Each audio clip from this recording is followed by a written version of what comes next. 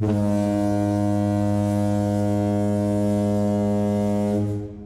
there, part-timers. Once again, this is Anton from Anton Bay. Thank you guys for stopping by the collection room. Today I am taking a look at a single issue of Femforce. This is issue 140. This issue clocked in at $6.95. Cover price, I probably had to pay 12 for it, maybe 10 or 12. These things were just expensive. I picked this one up a while back, and I wanted to kind of touch base on some of these that are between issues 100 and 200. So I have a very solid run, a complete run of 100 to about 112, 120, somewhere in there. And then it gets very hazy. And the reason why I wanted to touch on these is because these were thicker, and they get actually thicker than this. But because they also came with Gargantarama, the comic book. And there was a long series of flip books where the backside of everything was a Gargantarama. It was giant women stories, giantess stories, and stuff like that. So I'm just going to go through the first half of the book, and then we're going to flip it over and take a look at the second half, because that is the weirdest part of it. Now, this was in an era where, even though they were more expensive, the books you were getting were much, much thicker. You were getting a lot more pages. And true, they were black and white. This is not the fine gloss paper that they use now. This is just kind of, well, it's almost like a newsprint. I mean, it's thicker, but it's just, you know, it's just regular black and white printed comic. I'm going to say the pages are quite thick. But it's printed more like newsprint would be. The art looks fantastic. We should really see who's responsible for this. And can we find it? There's our guilty parties right there. Chris Irving is the story. Mark G. Heike is the edits. Larry Guidry is the pencils. Jeff Austin, ink letters. I'm pretty sure I bought this issue from Jeff Austin. He sold a bunch of issues online, and I was able to pick up a few. So I'm very happy with that. Stephanie Heike on letters. And golly, you know what? Now I'm thinking of it. What years are we talking about here?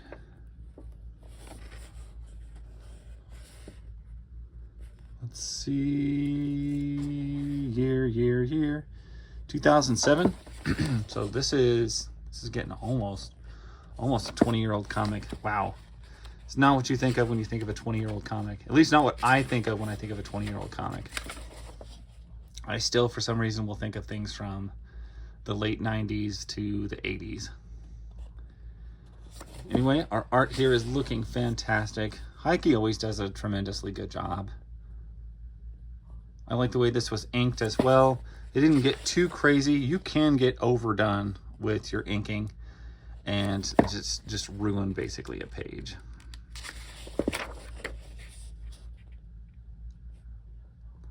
Hey, who's that?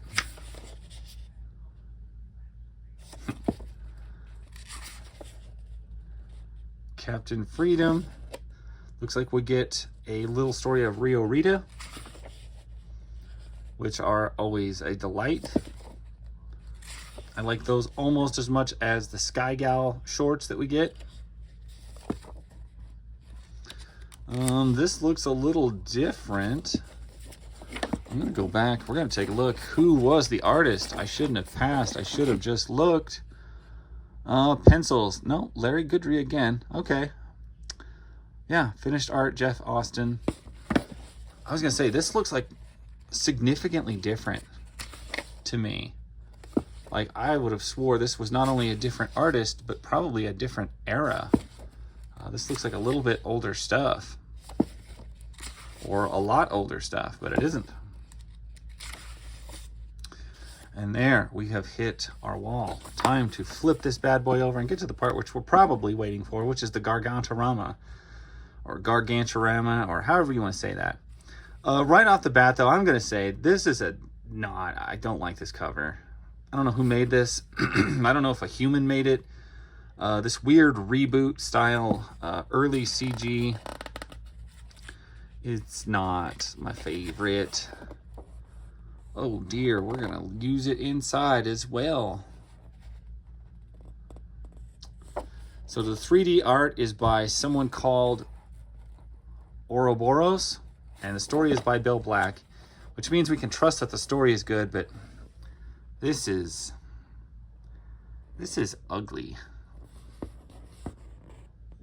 Like something out of Lawnmower Man. If you guys recognize the film Lawnmower Man, you're old. Yeah, this 3D art is just not up to snuff. Give me a bad artist over this. I'm not a fan. I don't care for this at all. I'm glad that it exists because it's certainly weird. It's very strange looking, and it's also amazing that they rendered it in black and white, which I think helps it slightly, but not enough to not hurt my eyes. Anyway, now we can actually jump into a better looking story here. Writer in pencils is Steph Heike. Wow, I knew Mark Heike wrote stuff. I didn't remember Steph writing stuff. Doing the art. Inks Mark Heike. Letters Steph Heike, and edits the Heike. So the Heikes are doing everything, which I hear they're doing everything now these days anyway, pretty much. Anyway, this story looks tons better than the last one. Yeah, not that I would say, I said, give me a bad artist over that. Trust me, Mark Heike is not a bad artist, but it just, this is so much staggeringly better. Like I said, give me a terrible artist. Shoot, you know what? I would even take, gosh, would I take Barry Windsor Smith Rune over this? Maybe. Or Barry Windsor Smith? Maybe. Over that art. That's how much I dislike that. Always got to burn on him when I can. Next up, we have story in pencils is Chad Halcom. Mark Heike is the inks and finishes. Steph Heike is letters, and Heikes do the edits. Great is My Grief. Another wonderful giantess story. And, you know, I kind of prefer, if you're going to make like an earthly human giant, the 15 to 20 foot giant is way creepier than the gigantic Godzilla style giant. Like the 20 to 30 foot woman, the 50 foot woman, that is way creepier than the super gigantic.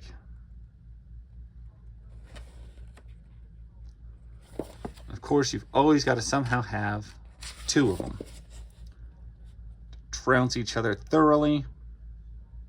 This is beautiful. I love this. And that is the end.